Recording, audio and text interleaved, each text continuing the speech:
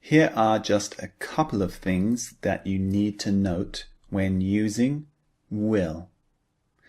The first thing that I mentioned in the previous lecture is that we usually contract will not to won't.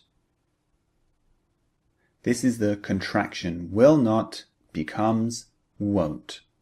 So instead of saying, she will not help me, we can simply say, she won't help me.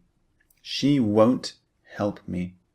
Notice the pronunciation as well. Won't. Won't. She won't help me. This is more natural in spoken English, to use the contraction. The second thing that we need to note is that we often use I think I'll do something and I don't think I'll do something to talk about what we have just decided in that moment. For example, I'm hungry. I think I'll order a pizza. This means I just thought of and decided to order a pizza in that moment. Here's another example using the negative.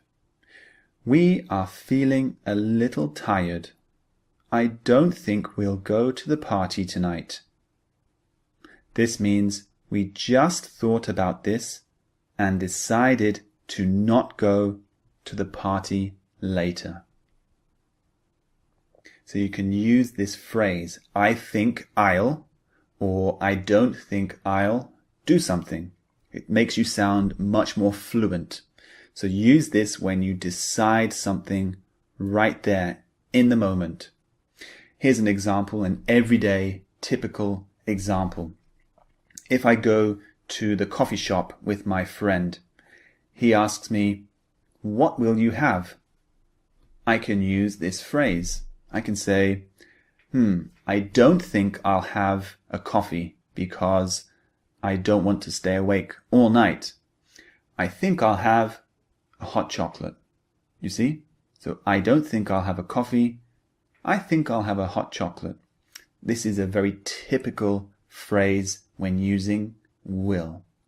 So just note those two things. See you in the speaking and listening practice lectures.